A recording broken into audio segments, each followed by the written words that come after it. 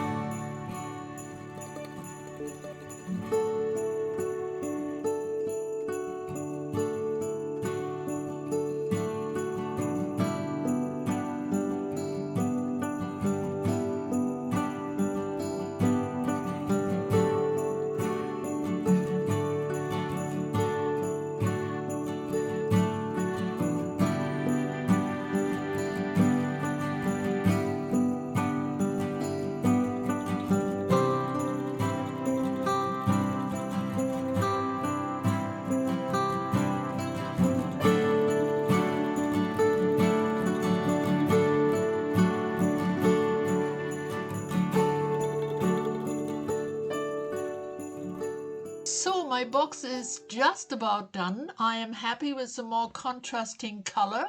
I also marked the spots where I want to drill some holes into the back, but the whole thing has to dry really thoroughly first. So in the meantime, I want to show you all this junk I pulled out of my drawers and boxes.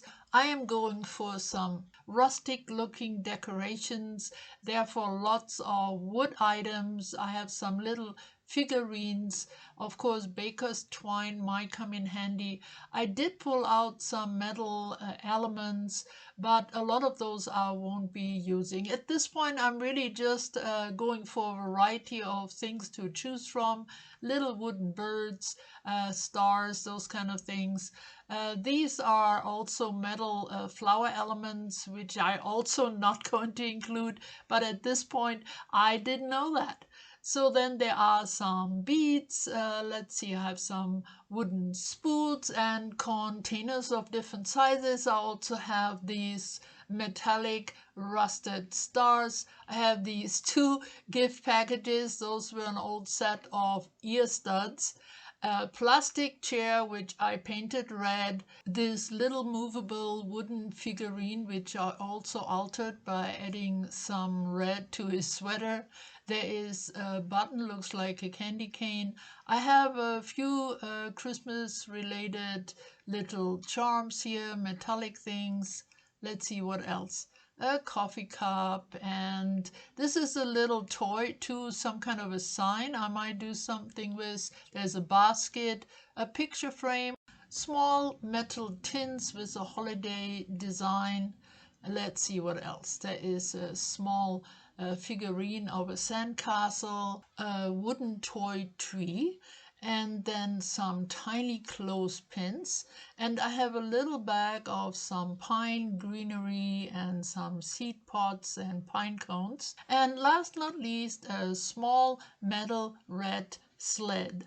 So of course I won't be using all these bits and pieces, it won't fit, but I will combine certain elements to create my own decorations. So before my box is completely done, I covered it in some satin clear varnish, and that will protect it from dust, and it just gives it a nicer feel to the touch. And I also drilled the holes that I will need for the wiring, and you can see it better here from the back. But now let's have a look at the pieces I choose to become part of this project. Many are just the way you saw them earlier. Others I combined. There are these pine branches and cones that will be fillers. Then I took a little wooden ring and attached these belts with the baker's twine. Next, some of the branches with berries and a snowflake in a little container. This is a clay pot.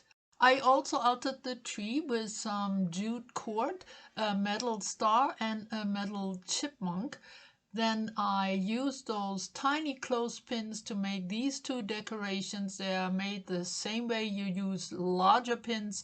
I added a wooden bead to one and a snowflake on the other. I also painted that one white. One of the little birds sits on this tiny wooden log I had. I gave it a little stand so it doesn't wiggle too much. I will use the other birds as well. They got a bit of extra red color. I changed the sign by adding the wooden ring and also some jute cord and a red star bead. I will use the little trumpet there. This is a spool with some baker's twine and again more branches and berries. This is a little slice of wood I had. Again, it just got some simple decorations on it. This too is an actual wooden slice. So I tried to use all the rustic elements I could find. This little guy just got some eyes. I filled the little basket, which is actually plastic, and I painted it beforehand brown, with some red beads and some tiny green bells. I decorated the sled with a button and a snowflake, and then made these two sacks from simple materials. I glued them together and I filled them with some pillow fluff. and then the little lamppost here. Now I had the top, it was black and broken, and I was able to combine it with this wooden dowel to make a complete street lamp. I also had 3 tiny wooden cubes, and I turned them into a snowman complete with scarf and earmuffs. So these 3 things I painted white, but most everything else is just the way you saw it before. Then I combined the window and the door into this little house front. I used simple cardboard, made some cutouts, covered the back with tissue paper, and painted the front in this brick design. I also added the number 25 and a little handle on the top that will help me to maneuver it easily when I try to glue it into the big box. Then I also cut out some pieces of burlap over here and some craft paper. This piece I think will go in front of the house like this. Then I also have some white material. It looks very fluffy like snow, and it came from a car cleaning cloth.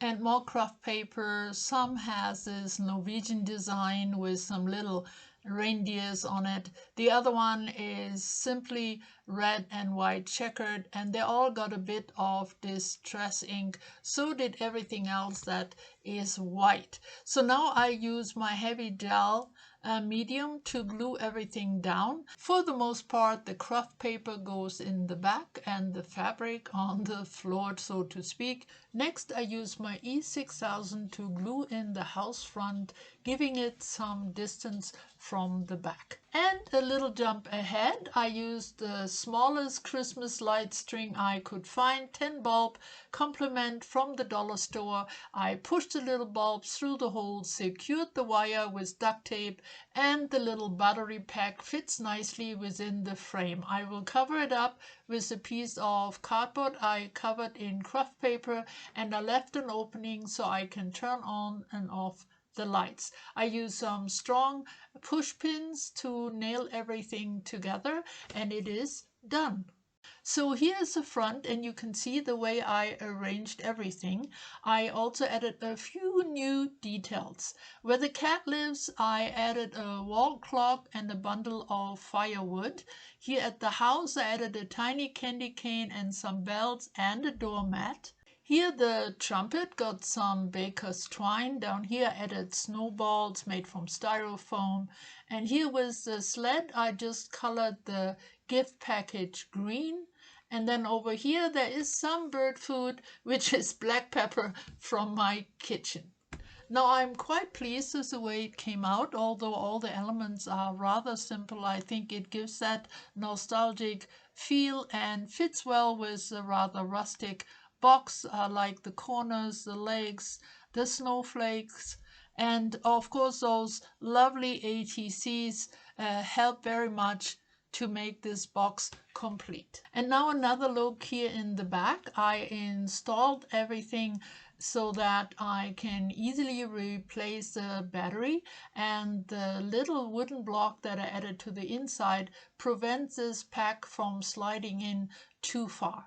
And of course I can turn it on, and let's have a look how it looks with the light.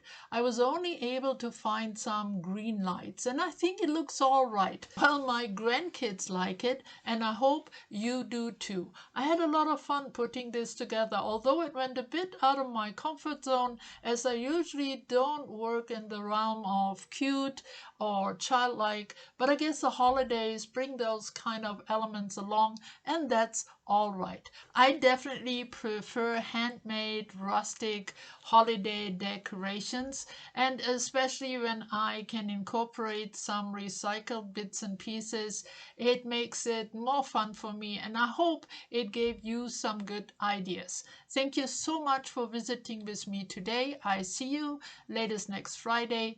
Bye bye for now.